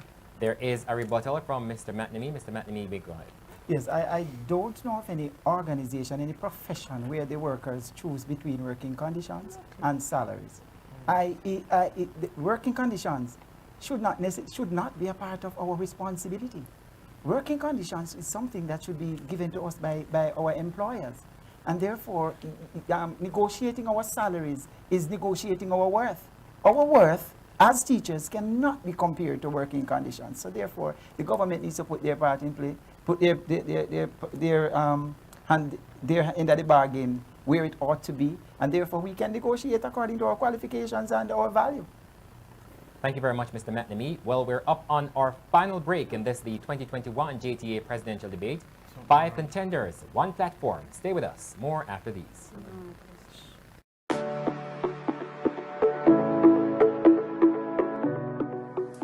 Welcome to the Jamaica Publishing House. My name is Prudence Burrell, your Marketing and Sales Officer. Come on in. These are our newly published books. We have Mathematics Made Real series. We have book 1 and book 2 for grade 4. And we also have for grade 5, and coming soon we have grade 6. And they are authored by Davion Leslie. Leaps and Bounds in Literacy for Juniors, the focus is on reading and comprehension skills. Coming soon, we have the Journeys in Literacy for Juniors for grade 4, and the focus is on developing writing skills. We also have Leaps and Bounds in Literacy for grade 4, developing grammar, and Leaps and Bounds for grade 5. And they are all authored by Fionn Elliott Walker. They are all aligned to the NSC and focus on STEM and STEAM. These published books are currently on the Ministry of Education Youth and Information supplementary list. Guess what? We also have books for early childhood and secondary schools. Here we have the Get Ready to Learn series, terms 1 to 3 for 4 and 5-year-olds. For secondary schools, here are our books for drama, EDPM, food and nutrition, history, and literature, all authored by Jamaican educators. These books are available in bookstores island-wide. You may contact us at 876-967-3866 or 922-13857, extension 2223, or you can visit us at the headquarters of our parent company, the Jamaica Teachers Association at 97B Church Street, Kingston. Thank you. She's a pilot, she's a surfer, and he's an astronaut. Kids will be kids, happy and carefree. But as a parent or grandparent, you care more because you know life is not all smiles. That's why we created Child Protector, a critical illness insurance plan covering 15 critical illnesses, providing hospitalization benefits, life insurance, and investments. So make sure your child can live life to the fullest. Apply for Sagicor Child Protector today. Look how far you've come, building your world with the JTA Cooperative Credit Union. Building with your savings plan, buying your first car or higher education, financing for your very first home, teaching while you learn to grow. Look how far you've come, building your world with the JTA Cooperative Credit Helping more teachers build their world. The JTA Cooperative Credit Union, serving our members, impacting lives positively. At TIP, we care about our members. TIP is a friendly society for all education sector workers. We're member-owned and member-controlled. So, for over 20 years, we've been offering only the best secure savings, loans and insurance products our members want and need for themselves and their families, with dependable service you can count on. Members helping members achieve more financially, reach further, stand taller. TIP-friendly society, protecting our members' income, safeguarding their future. Welcome to the Educom Cooperative Credit Union. Our mission is to improve the quality of life for you and your family. We have higher deposit rates, competitive loan rates, and lower fees. Come and experience these benefits and much more at any of our 9 branches island-wide. Contact us at 926-6973 and we'll even take the credit union to you. Educom Cooperative Credit Union. Value through service, integrity, innovation, and commitment.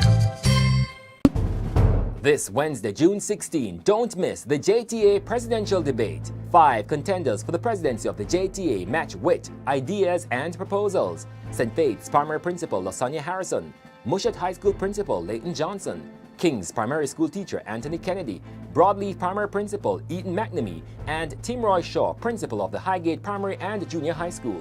That's the JTA Presidential Debate, this Wednesday, June 16 at 3 p.m.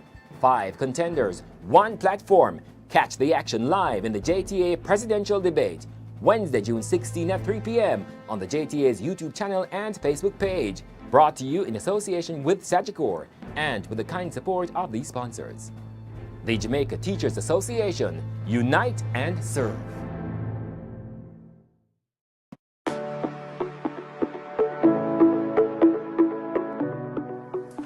Welcome to the Jamaica Publishing House. My name is Prudence Burrell, your Marketing and Sales Officer. Come on in.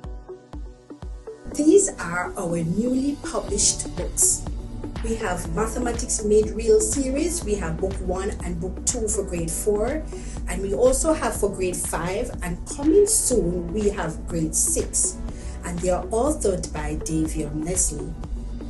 Leaps and Bounds in Literacy for Juniors, the focus is on reading and comprehension skills. Coming soon, we have the Journeys in Literacy for Juniors for grade 4, and the focus is on developing writing skills. We also have Leaps and Bounds in Literacy for grade 4, developing grammar, and Leaps and Bounds for grade 5. And they are all authored by Fionn Elliott Walker. They are all aligned to the NAC and focus on STEM and STEAM. These published books are currently on the Ministry of Education, Youth and Information supplementary list. Guess what? We also have books for early childhood and secondary schools. Here we have the Get Ready to Learn series, terms 1 to 3 for 4 and 5-year-olds. For secondary schools, here are our books for drama, EDPM, food and nutrition, history, and literature, all authored by Jamaican educators. These books are available in bookstores island-wide. You may contact us at 876-967-3866 or 922-13857, extension 2223, or you can visit us at the headquarters of our parent company, the Jamaica Teachers Association, at 97B Church Street, Kingston. Thank you. She's a pilot, she's a surfer, and he's an astronaut. Kids will be kids, happy and carefree. But as a parent or grandparent, you care more because you know life is not all smiles. That's why we created Child Protector, a critical illness insurance plan covering 15 critical illnesses, providing hospitalization benefits, life insurance, and investments. So make sure your child can live life to the fullest. Apply for Sagicor Child Protector today. Look how far you've come, building your world with the JTA Cooperative Credit Union. Building with your savings plan, buying your first car or higher education, financing for your very first home, teaching why you like to grow. Look how far you've come, building your world with the JTA Cooperative Credit Helping more teachers build their world. The JTA Cooperative Credit Union, serving our members, impacting lives positively. At TIP, we care about our members. TIP is a friendly society for all education sector workers. We're member-owned and member-controlled. So, for over 20 years, we've been offering only the best secure savings, loans and insurance products our members want and need for themselves and their families. With dependable service you can count on. Members helping members achieve more financially, reach further, stand taller. TIP-friendly society, protecting our members' income, safeguarding their future.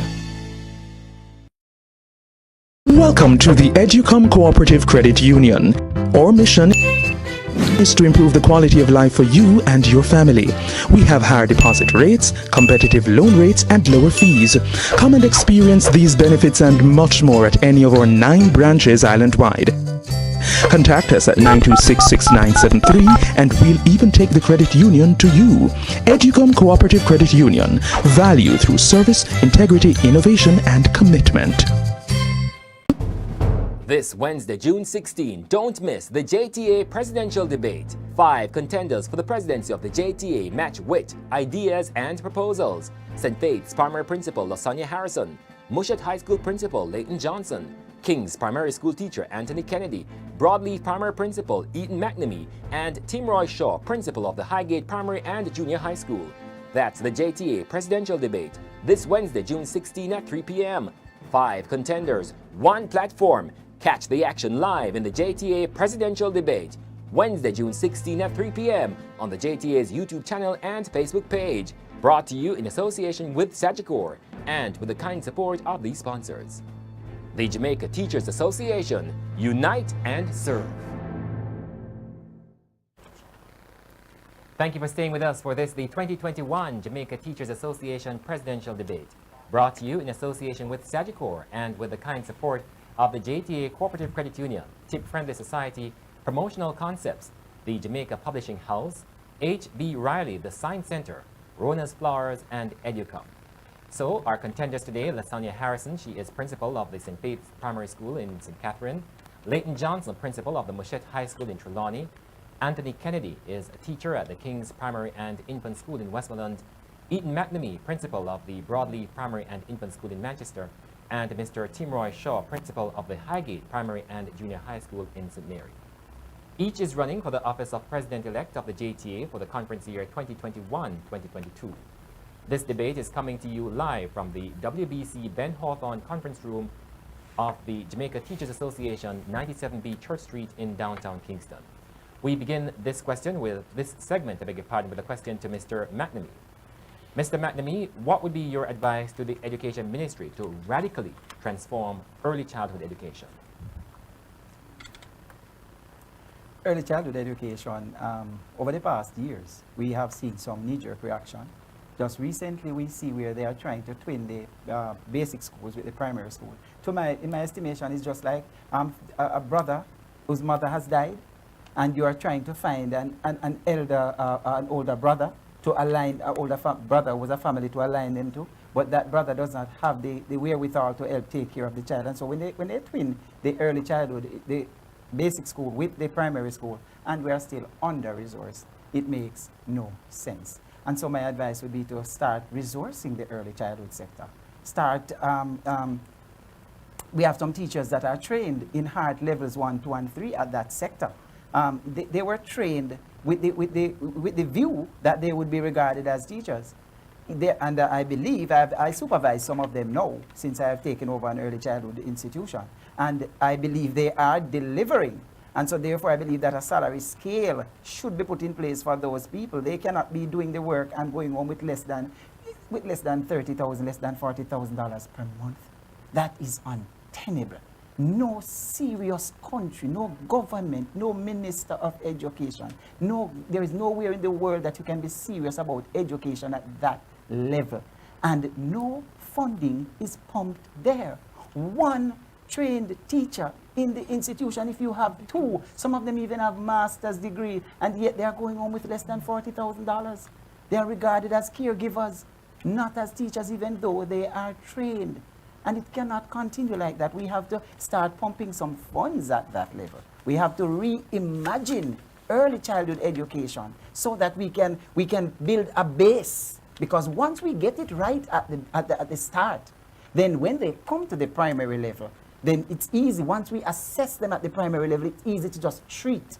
So if we are serious about education in this country, we have to revamp the early childhood sector. Our teachers need to be remunerated. We need to acknowledge those who are trained in the system. It cannot be that we have one trained teacher to 40, 50 students. We're not serious about education. So that is something that the minister will definitely have to look into.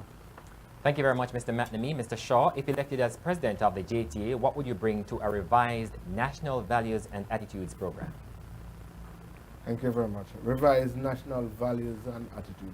First, in terms of, after we have been doing the research, so we know the issues that we are facing, then we would want to educate the teachers and also the students.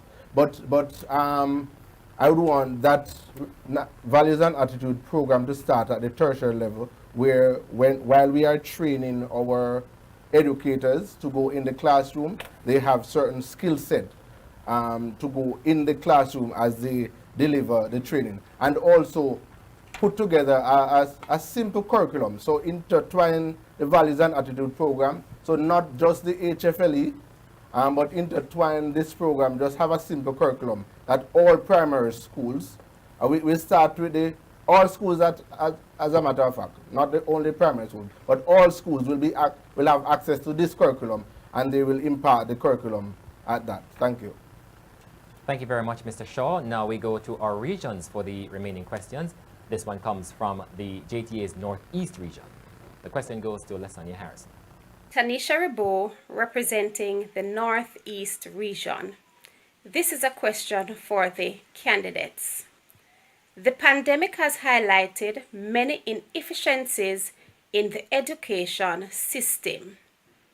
Outline 3 issues you have noticed and state how you will address any one during your reign as president.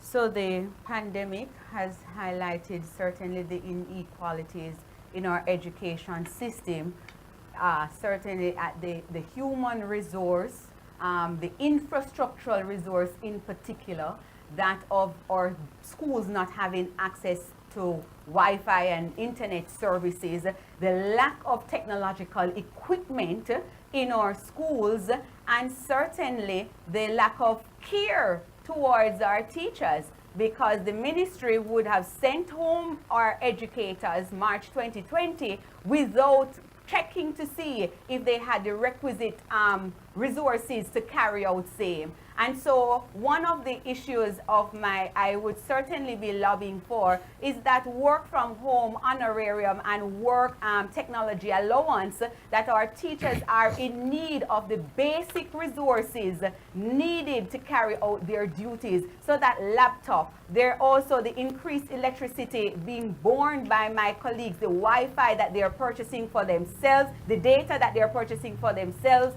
as well as their students. And definitely what it is that our schools are in need of are the resources for us to carry out the job that we have been so tasked to do. So we are calling for those services to be implemented in our schools, provide the basic tools and gadgets that the teachers need to carry out their duties, while remunerating them for doing the excellent job that they have managed to do in the pandemic. Thank you very much, Mrs. Harrison. Our next question is from the JTA Southeastern region, and this goes to Mr. Leighton Johnson. I am Althea Edwards, President of the St. Andrew Parish Association, representing the Southeast region. The question to the candidate is, what 2 initiatives would you introduce to address the declining interest of teachers in becoming members of the JTA? And 2, how would you implement one of these strategies? So indeed, colleagues, there is a reduced interest in the Jamaica Teachers Association by membership, by teachers. We must ensure that we utilize the current social media, the current technology that is available to get teachers interested in the Jamaica Teachers Association. We can ensure that we utilize the basic communication tools, the platforms that are available, YouTube, WhatsApp, Instagram, Twitter, Facebook, to get the message of the Jamaica Teachers Association out.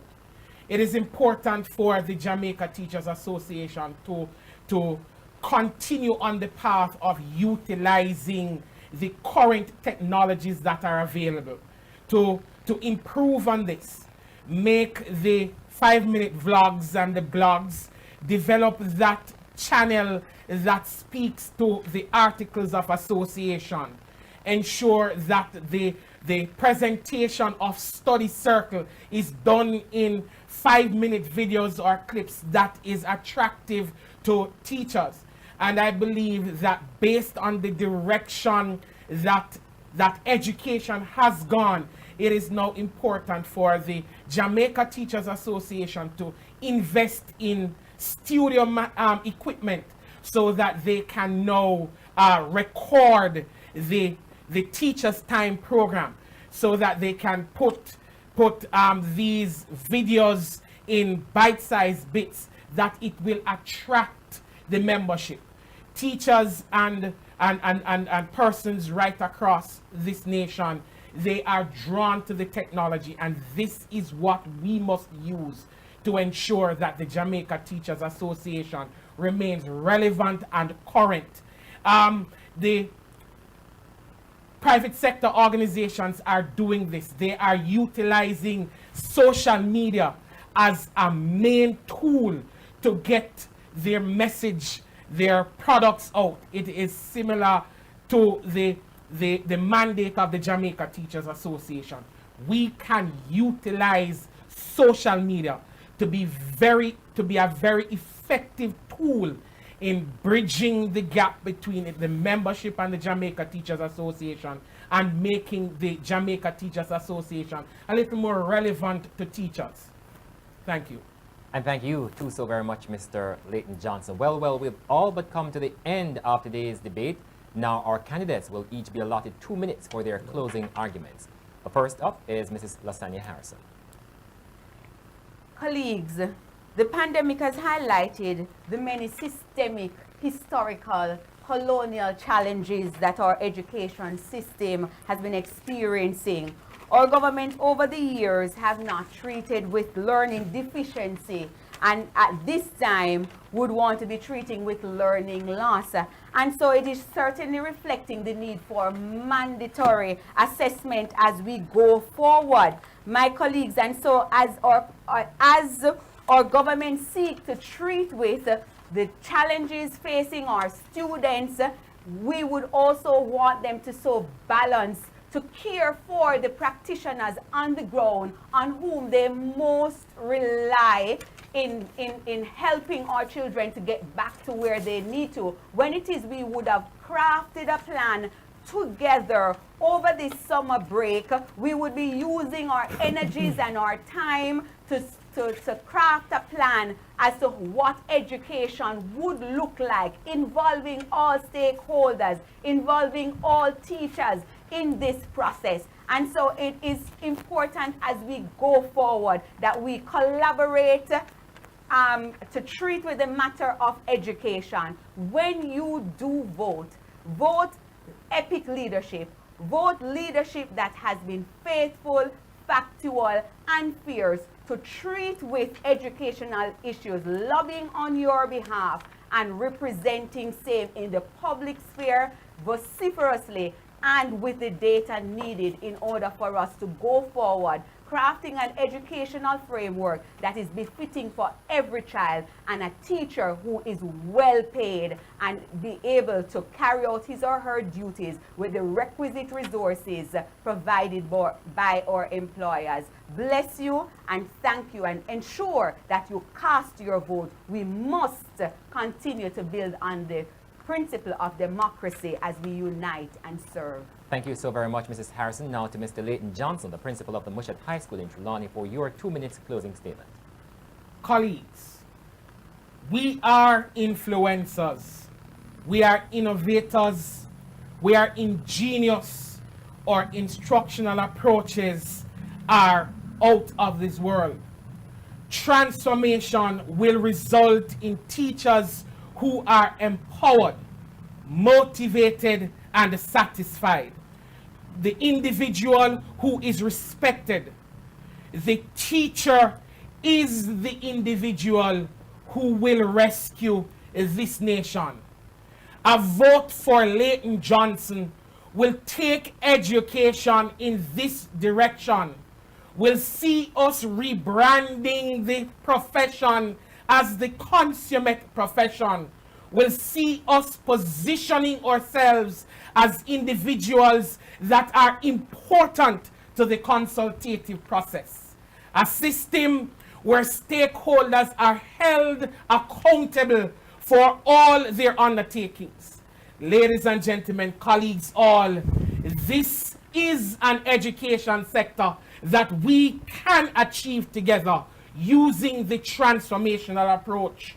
This approach will see the teacher being confident, will see the Jamaica Teachers Association being the vanguards of the profession, and will see the Ministry of Education improving its human and resource arm to meet the demands of the teacher. Can we do this together? Yes, we can, with no teacher left behind. Vote for Leighton Johnson, the one who is inspired and wired for transformation. Let us do this together.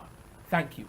And thank you so very much, Mr. Leighton Johnson. We'll now hear from Mr. Anthony Kennedy, a teacher at the King's Primary and Infant School in Westmoreland, for his 2-minute closing statement. Colleagues, presented in front of you today are 5 candidates. One, a man who still trails in the shadow of a man who is yet to make a mark as president. Secondly, one who is a consummate privileged principal candidate, the one who hasn't got a clue or simply refused to recall the struggles of the teachers. Flashy posters and make-believe posters about achievements that never really happened. They present to you one who has, over the past few months, been compiling photos and videos to prove advocacy on your behalf. But the proof would be in the success rate, not the blurs or the sound bites. And I present to you the last candidate of the 4, one who has already indicated that he doesn't have a chance of winning. And the question is, why doesn't he do the honorable thing and withdraw from this race? Colleagues, my presidency will be the reset of the organization as the teachers' union. I am the only one who've articulated that, and I am the only one who you can truly trust to do it. My record has demonstrated that. All the other candidates have been more bystanders and spectators in the face of injustice. Colleagues, we simply cannot trust anyone with the business of our nation's teachers who will compromise with others against honorable teachers. Colleagues, go out, vote Anthony Kennedy, the candidate that has been and continue to promote the U in unity, while I promise to return this year's association to you, the candidate who has been taking action and will continue to take action on behalf of all teachers, both those who are serving and those who have retired. I thank you. And thank you too so very much, Mr. Kennedy. Over to you now, Mr. Eaton McNamee, principal of the Broadleaf Primary and Infant School in Manchester, for your 2 minutes. Colleagues, I do not believe that I should be coming to you at this time to ask you to elect me as president of the association, if I have not, as Jamaicans would say, practice a yard before me go abroad. And so over the past 5 years, the Broadleaf Primary School, which I serve as principal, would have been transformed. We would have created a new block, we would have fenced the institution. The NEI rating would have gone up. Several other programs have been put in place, feeding programs, in order to satisfy both parents and teachers and other stakeholders. My colleagues, at this time, it requires proactive leadership. Leadership that is not only experiential in nature, but also evidential. And so, colleagues, this afternoon I present to you that everything, I submit to you, that everything rises and falls on leadership. And through collaboration and not confrontation, we will get the job done under the leadership, under the presidency of Ethan McNamee, leading the fore with proactive leadership. Join me, colleagues. The face of education is changing. Do you want to be a part of it? If so, join Ethan McNamee and let us change the face of education together with proactive leadership. Vote Ethan McNamee. I thank you. Thank you very much, Mr. McNamee. And finally, Mr. Tim Roy Shaw, principal of the Highgate Primary and Junior High School in St. Mary, for his 2 minutes. Colleagues, I am aware of the plethora of issues we are all facing, be it financial, emotional, social, or otherwise. My presidency will be one that takes all those into concern. The true mark of a leader is a willingness to stick to bold course of action or strategies, even at controversial campaign, even as the rest of the world wonders why you're not marching in the step with the status quo. Colleagues, I believe in putting you at the center of your union. After all, you are electing a president of your association with realistic goals, not another minister of education with wish lists. When elected, along with my proposed manifesto, there are some salient points put forward by my opponents that I will certainly put on my manifesto because we want to serve all teachers. Vote for your catalyst of change. Vote for Tim Roy Shaw, one that will put you at the center of your beloved association. I thank you. And thank you too so very much, Mr. Shaw. Well, that brings us to the end of the 2021 Jamaica Teachers Association Presidential Debate, brought to you in association with Sagicor and with the kind support of the JTA Cooperative Credit Union, Tip Friendly Society, Promotional Concepts, the Jamaica Publishing House, H.B. Riley, the Science Center, Rona's Flowers, and Educom. Thanks to our candidates. We now invite them to exchange pleasantries.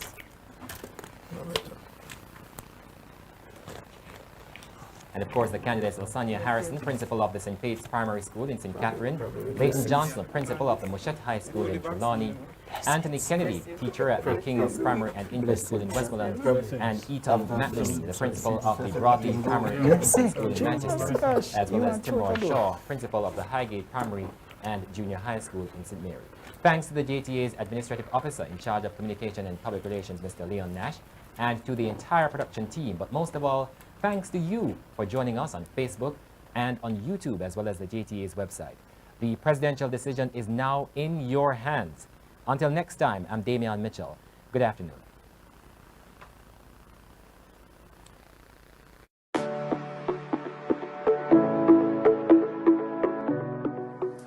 Welcome to the Jamaica Publishing House. My name is Prudence Burrell, your Marketing and Sales Officer. Come on in. These are our newly published books. We have Mathematics Made Real series. We have book 1 and book 2 for grade 4.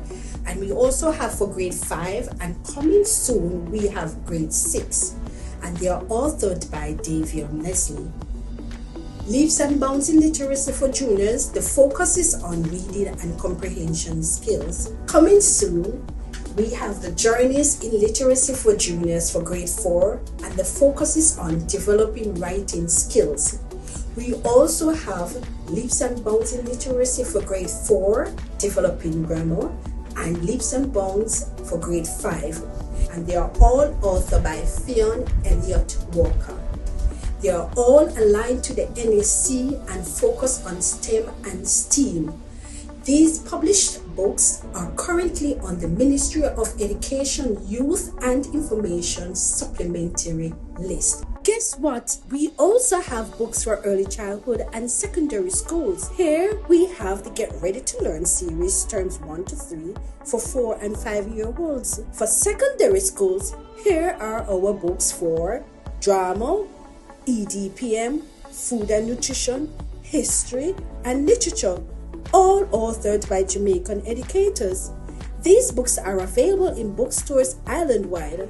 You may contact us at 876-967-3866 or 922-13857, extension 2223, or you can visit us at the headquarters of our parent company, the Jamaica Teachers Association at 97B Church Street, Kingston. Thank you.